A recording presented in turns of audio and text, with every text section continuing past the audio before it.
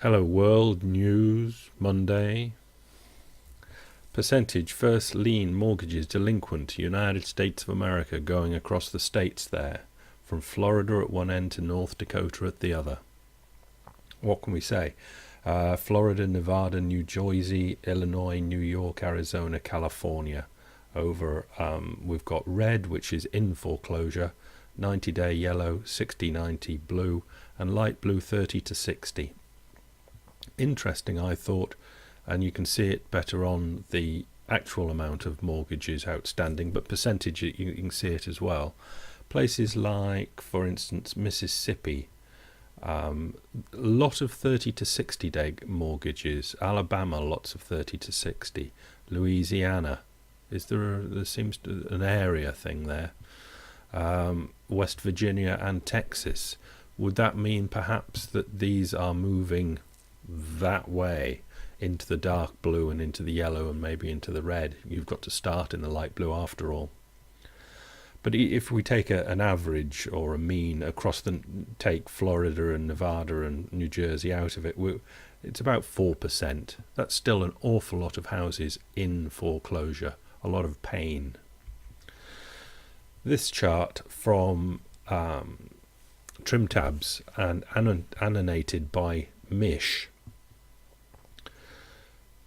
gives us where the Americans' money is coming from. Going back to 2002, the light green on top was cash extracted from real estate, and we can see that reached its peak in 2006 and now is nothing, basically. The red is after-tax income from other sources, not working, investment sort of things, and that peaked in 2008 and is 1/3 lower than it was. The blue is after-tax income from wages and salaries, and that peaked in 2008, and it has now risen back to where it was. But the overall incomes are very much lacking the investment income in red, and all of that cash extracted from real estate is gone completely. And that gap that Mish has put in is basically being stuffed with government handouts and assorted other stuff to keep the economy just about alive. A note from Financial Times: Alphaville, the extend and pretend expose coming to a bank near you, talking about the United States of America. In March, the US Securities and Exchange Commission fired off a few letters asking a number of America's regional banks to clarify their loan modification practices. This is for TDRs, troubled debt restructurings. We know that FASB have put a nice, big, thick, dark blanket on the accounting for banks, and this is the USC just having a little peek under there, but they'll soon be slapped down. It doesn't bear looking at. Grigor has given us this. This is the SNAP program, food stamps in Los Angeles, I believe this is. Yeah, Los Angeles County. And we can see it doesn't go back far, only to 2007. And SNAP in green hadn't risen much into 2008, but during the Great Recession, it has exploded up from 625,000 to now on the left, just pushing 1 million, up from 600,000 in 2007.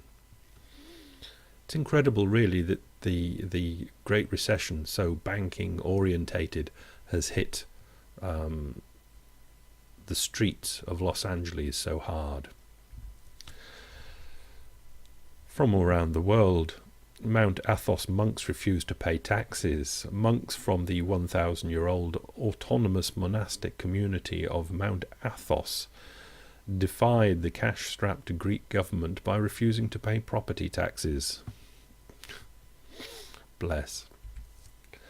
This chart is quite interesting. Contribution to GDP growth 1998 to 2010. 1998 2010, Germany and China. GDP growth, we know what it is now. Consumption, we use that first because in the West it's always the biggest number. There's investment we'll just call it investment, and the difference between imports and exports. Right, simple.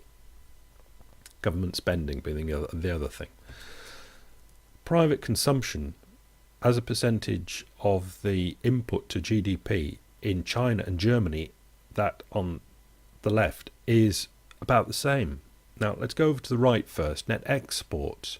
Germany pumping out those exports, and their exports are a huge percentage of their GDP in Germany, but negligible in China, down 5%. But the one in the middle, a capital formation, it's noted here, it's investment, and bugger all in Germany, but a huge quantity in China. That's the investment, that building China is all part of their GDP. Interesting chart. The National, which is a United Arab Emirates online newspaper. Imports raise food security flag in the UAE. It's a funny start to this. It is a box of chicken nuggets, enough for a delicious family meal once removed from the freezer and placed in a pan of hot cooking oil for the recommended 4 minutes. I think that's funny that a box of chicken nuggets couldn't ever be a delicious family meal, but I suppose if you're used to it, maybe it is. It goes on. The box reassures Muslim, because it's United Arab Emirates, the box reassures Muslim customers that its contents are the real halal. In Arabic and English, it lists the expiration date, nutritional facts, and the ingredients, 14 ingredients in all. And there is one more piece of information that might reassure those concerned about food miles and the effects on the environment, all looking for a local stamp of quality. It's produced and packaged by Al Islami in the United Arab Emirates. But there's more to the nuggets than meet the eye. The chicken is from Brazil, the breadcrumbs from the United Kingdom, and the wheat imported from Canada, Australia, Pakistan and Paraguay. The vegetable fat is processed in the United Arab Emirates, but made from canola seeds imported from Canada. Spain supplies emulsifiers, Germany the salt and stabilizers, while dextrin, which enhances crispness, is Chinese. The spices from India, of course, as are the flavor enhancers and textured vegetable protein. Food miles. And just the supply chain is so complex and brittle that everything needs to stay together or it all falls apart. Have a good week.